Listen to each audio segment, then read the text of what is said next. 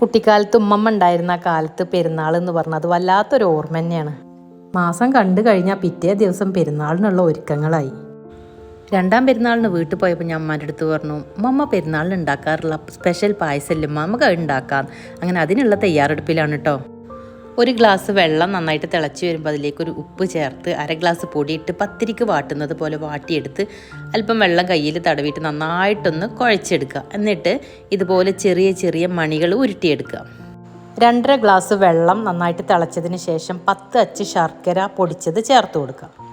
ശർക്കര ഉരുകിയതിന് ശേഷം 2 table spoon അരിപ്പൊടി കുറച്ച് വെള്ളം ചേർത്ത് കലക്കിയത് ഒഴിച്ചു കൊടുക്കുക. എന്നിട്ട് ഇത് നന്നായിട്ടൊന്ന് തിളച്ചതിന് ശേഷം ഇനി ഇതിലേക്ക് നേരത്തെ തയ്യാറാക്കി വെച്ച കുഞ്ഞു ഉരുളകളും 2 പിടി തേങ്ങയും 1/4 ടീസ്പൂൺ ഉപ്പും 1/2 ടീസ്പൂൺ ഏലക്കപ്പൊടിയും ചേർത്ത് കുറച്ച് സമയം ഒന്ന് തിളപ്പിക്കുക. പൊടിയും ഉരുളകളും ഒക്കെ ഒന്ന് വെന്ത് വരാൻ വേണ്ടിയിട്ടാണ്. കുട്ടിക്കാലത്ത് നമ്മൾ കഴിച്ചിരുന്ന ചില ഭക്ഷണങ്ങളോട് നമുക്ക് വല്ലാത്തൊരു ഇഷ്ടമാണല്ലോ. അതുപോലെയാണ് കേട്ടോ എനിക്ക് ഈ ഒരു പായസം. പെരുന്നാളിൻ്റെ തലേ ദിവസം ഈ ഒരു പായസം തയ്യാറാക്കാൻ വേണ്ടിയിട്ട് ഉമ്മമ്മാനെ കൂടെ ഇരുന്ന് ഉമ്മമ്മാനെ സഹായിക്കലും അത് വല്ലാത്തൊരു ഓർമ്മ തന്നെയാണ് കേട്ടോ. ഈ ഒരു പായസം കാണുമ്പോൾ എനിക്ക് എൻ്റെ ഉമ്മമ്മാനെയാണ് ഓർമ്മ വരുന്നത്. അപ്പോൾ ഉമ്മമ്മാൻ്റെ ആ സ്പെഷ്യൽ കുലാബി പായസം ഇതാ ഞങ്ങളിവിടെ തയ്യാറാക്കിയിട്ടുണ്ട്. അപ്പോൾ നിങ്ങളൊക്കെ ഒന്ന് തയ്യാറാക്കി നോക്കൂ. നല്ല ടേസ്റ്റുള്ള പായസമാണ്, എന്തായാലും ഇഷ്ടമാവും.